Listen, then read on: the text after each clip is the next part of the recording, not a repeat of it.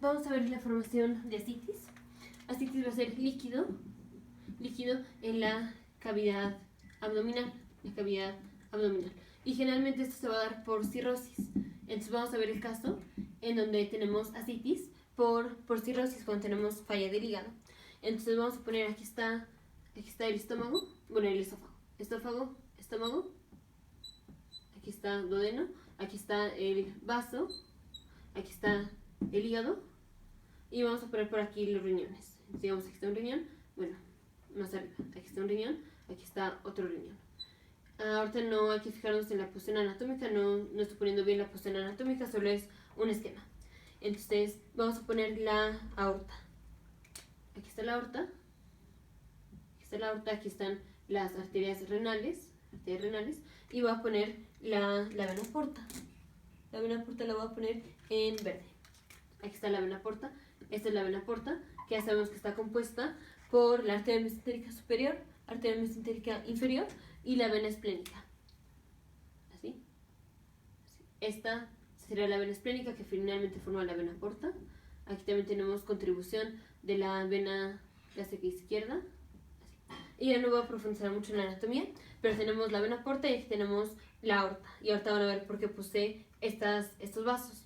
En la cirrosis, cuando tenemos cirrosis, generalmente va a ser por problemas de alcohol. Pero si tenemos cirrosis, vamos a tener falla del hígado. Y entonces va a ser más difícil que la sangre drene aquí al hígado. O sea, toda la sangre que viene de la vena porta va a ser más difícil que drene al hígado.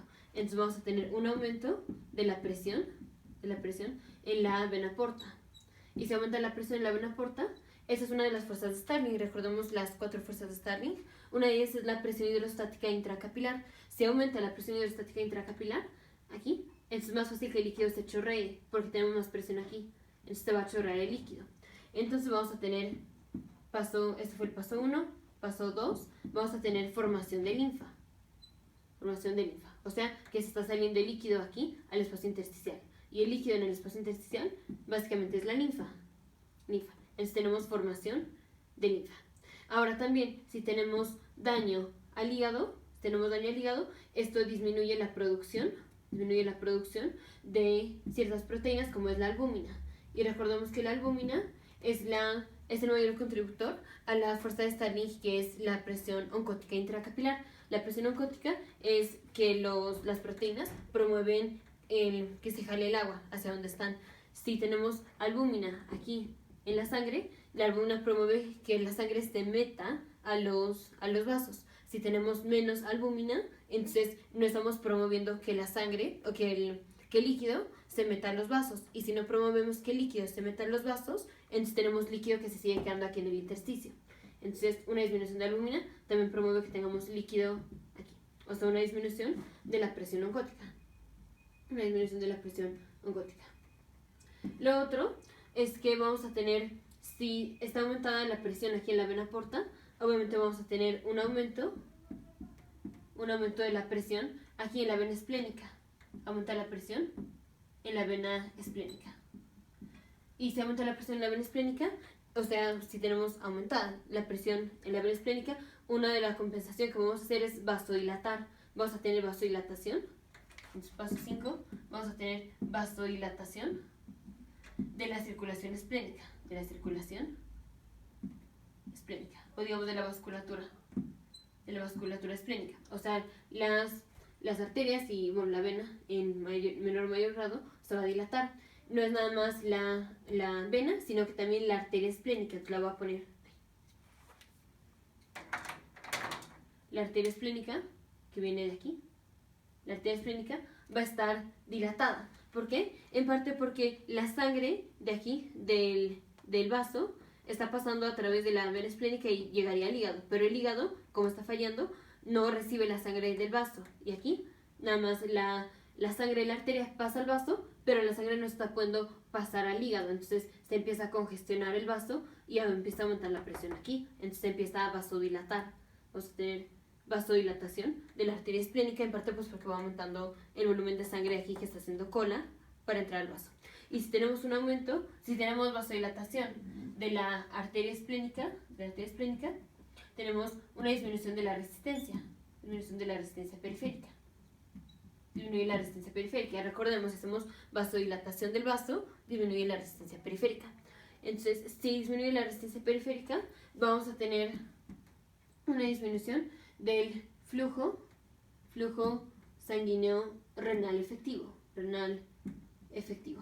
Este es por dos razones. Una, si hacemos vasodilatación, pues por ahí cabe más sangre que puede quedarse en la arteria esplénica. Entonces vamos a tener más sangre que queda en la arteria esplénica.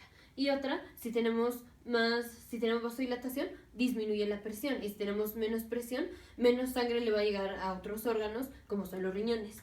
Por eso disminuye el flujo sanguíneo renal efectivo. Entonces lo voy a poner aquí. ¿Por qué disminuyó el flujo sanguíneo renal efectivo? O sea, el flujo de sangre que le llega a los riñones. En parte porque tenemos vasodilatación, y si hacemos vasodilatación, tenemos más sangre que queda aquí, digamos, estancada en la arteria esplénica. Entonces, por la vasodilatación de la arteria esplénica, tenemos más sangre en la arteria esplénica. Y si tenemos más sangre en la arteria esplénica, es menos sangre que podemos mandar a circulación a otros órganos, como son los riñones. Y la otra fue que si tenemos una vasodilatación, disminuye la resistencia periférica total, o sea, disminuye la presión. Y si tenemos menos presión, pues menos sangre le va a llegar a otros órganos, como son los riñones. Entonces, la disminución del flujo sanguíneo renal, hace que se libere la renina. Y entonces tenemos activación del sistema renina-angiotensina-aldosterona. Activación del sistema renina-angiotensina-aldosterona. Y sabemos que la aldosterona promueve la reabsorción de sodio y la reabsorción de agua. Entonces vamos a tener vamos a reabsorber agua, pero esta agua o este líquido pues se va a empezar a chorrear de los capilares, de los vasos, aquí, al intersticio. Entonces, ¿por qué tenemos ascitis? Porque tenemos líquido en la cavidad abdominal cuando tenemos cirrosis. Una, si tenemos aumentada la presión de la vena porta, es un aumento de la presión hidrostática intracapilar que promueve la salida de flujo. Dos, tenemos disminución de la presión oncótica, entonces también promueve la salida de flujo, o sea, la salida del líquido. La otra, tenemos una disminución del flujo sanguíneo renal efectivo. Entonces se activa el eje renina-angiotensina-aldosterona y reabsorbemos agua. Y si reabsorbemos agua, es líquido que estamos pasando a los vasos, pero como tenemos aumentada la presión, líquido que pasa para qué es líquido que finalmente se va a salir. Entonces, aunque reabsorbamos líquido, ese líquido que va a terminar finalmente en los vasos, finalmente se va a chorrar porque está aumentada la presión. Nos vemos en el siguiente video de futuros médicos, científicos, ingenieros.